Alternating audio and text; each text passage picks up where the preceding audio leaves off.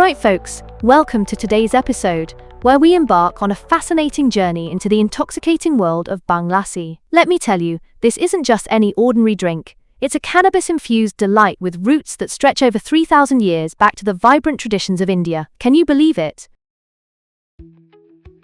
Wow, 3,000 years. That's incredible. What exactly is Bhang Lassi made of? I mean, how do they, get the cannabis into it? Great question. Traditionally, Bhang Lassi is crafted from a unique blend of fresh cannabis leaves, yogurt, and a medley of fragrant spices. Imagine a creamy, frothy concoction that, rather than being smoked like traditional ganja, is consumed as a drink. This means the effects are prolonged, allowing for a longer-lasting journey into deep relaxation and euphoria. Oh, I see. So it's more like a leisurely vibe rather than a quick high? That sounds, I guess, more appealing for social settings. Exactly, and there's a rich historical context too. Eaten during festivals like Holi and Shivratri, Bhang is often associated with Lord Shiva, representing a spiritual connection and celebration. It's not merely about getting high, it's about collective enjoyment, social bonding, and frankly, a little spiritual enlightenment.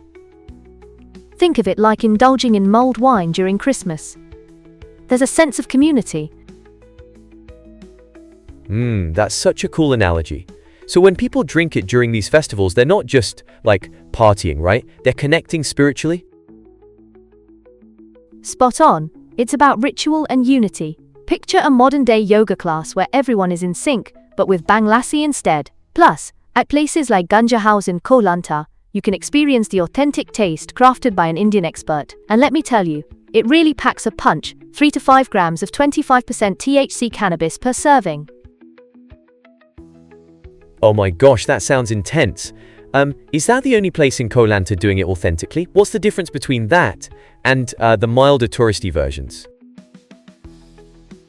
Yes, Ganja House stands out as the sole spot for this potent version.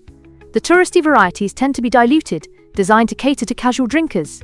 They often miss out on the mystique, and dare I say, the euphoria that the real deal provides. Why settle for a half-hearted experience when you can dive into deep relaxation and bliss with the authentic Bhang Lassi? Deep relaxation sounds nice.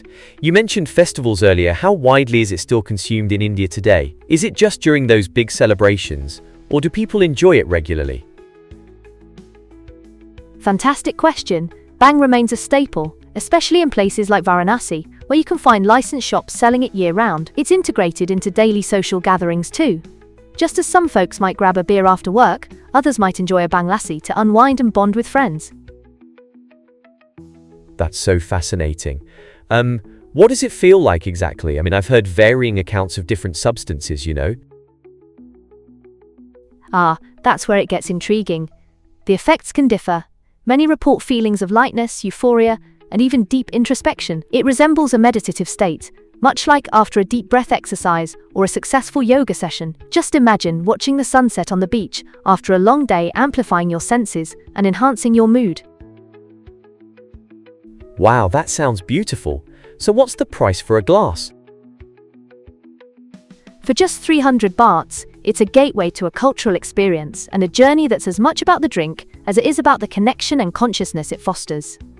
It's highly worth it if you're on the hunt for authenticity.